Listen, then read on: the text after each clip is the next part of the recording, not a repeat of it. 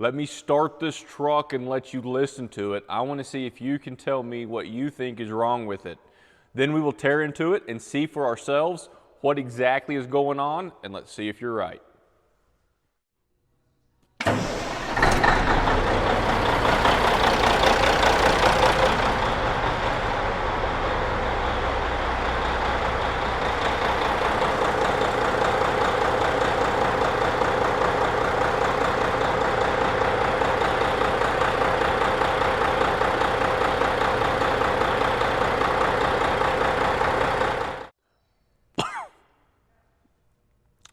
So with the truck running, you can see that the white smoke out of the exhaust is severe.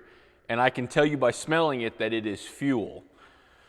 I can tell you that it has a dead miss, which many of you heard and diagnosed right off the bat.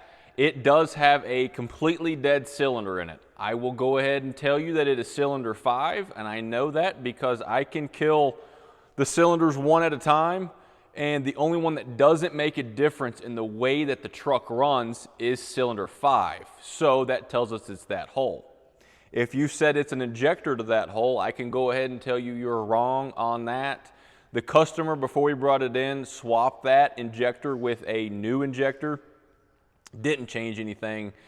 And it's not that I don't trust anybody, but I always verify concerns or verify complaints for myself. So I installed a known good injector in cylinder 5, and it also did not change anything. So I know it's not an injector. Coupled with the fact that the white smoke is unburnt fuel from cylinder 5, and I know it's from cylinder 5 because I can do an injector kill test or a cylinder cutout test while the truck is running. I can kill cylinder 5, and it also stops the smoke. So we know that we're injecting fuel in on that hole. We don't have a lot of blow-by. That would be an indication of a scorched liner or a toasted piston. So I've got a pretty good hunch. I know what's going on, but before we get too deep into it, we are going to do a compression and leak down test on this. So let's get started.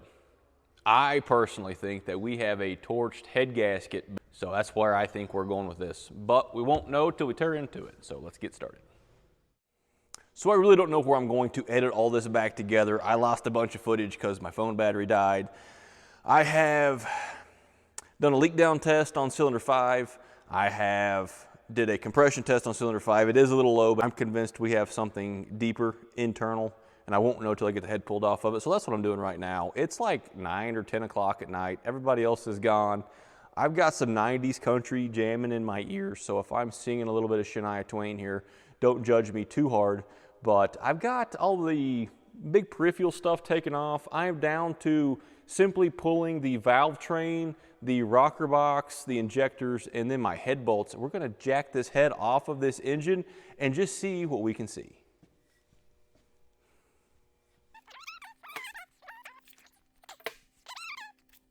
Closer you come, quicker I get. Ain't happened now, happened yet.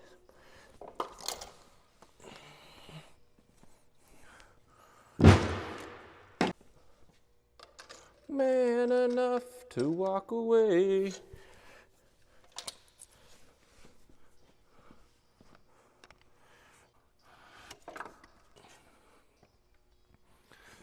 These cat rocker shaft lifting handles, man, we've been selling a fire out of them things on my website. If that is something that you're interested in, blevinsdiesel.com. I also sell the head lifting bracket I'm fixing to use on this, which is nice because of the adjustability.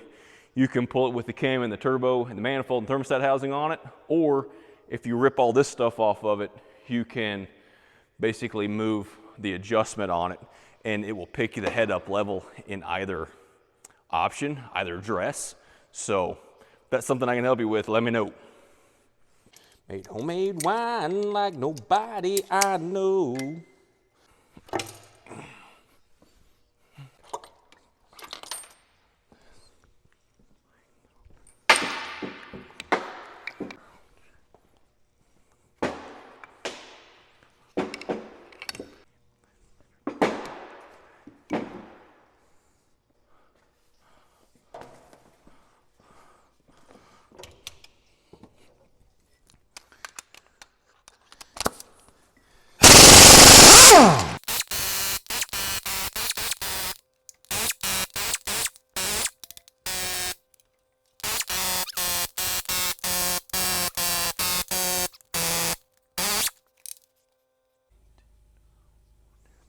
15. It won't take out 15.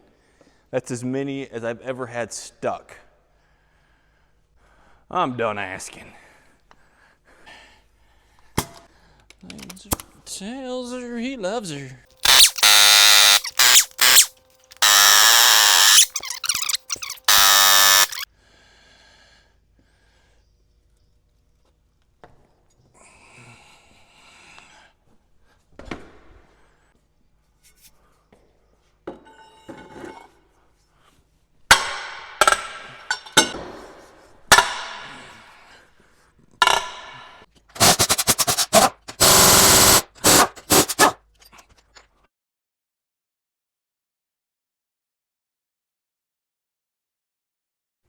Adjustable head bracket. For those of you that have bought it, this side with the larger radius goes towards the intake. This one goes towards the exhaust, and that is to give you clearance for moving it fore aft if you need to move your center of gravity forward, like if you leave a charger and a thermostat housing on it, like what we're doing right now.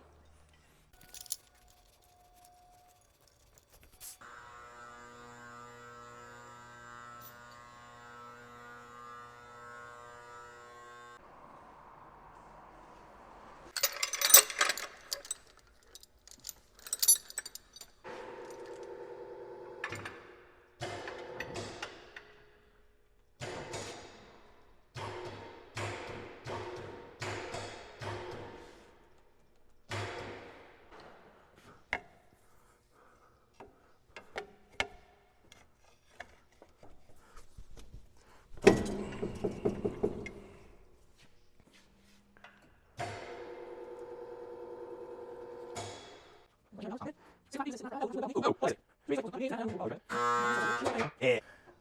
Jumping like it just don't care. The bouncing over here and over there. I'm slinking the rounds for some party crowd.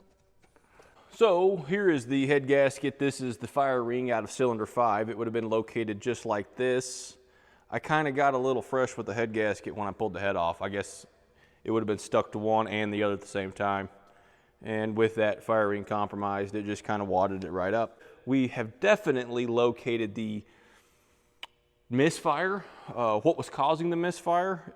We were just simply pressurizing all of the bolt holes. I am flabbergasted that this truck was not pushing coolant. So, with that being said, I don't know, it probably took me 45 minutes or an hour to do this one. If it wasn't for those dead gum head bolts that I like to never got out, it would have been a lot faster. Guys, from here, we will get all this mess cleaned up and measure liner height. I really feel like we're going to be in-framing this one between the conversations that I've had with the customer and by looking at the cylinder walls, you could brush your teeth in those. They're super shiny. Regardless, till next time, we'll tear it apart and see how bad the block is. Hopefully we can get away with an in-frame. Hope we don't have to pull it out and out of frame it, as in like the lowers are good. But we'll see. We'll see, guys. Thanks for hanging out with me. I can't sing. I'm sure you know that by now, if I leave any part of me singing in this. So the Lord gave me a talent. It is not singing. It is not playing an instrument. It's apparently turning wrenches, because that's all I really know how to do. Guys, if you're not having fun with what you're doing, go find something to do that's fun. I mean, if you're not enjoying work, what are you doing with your life?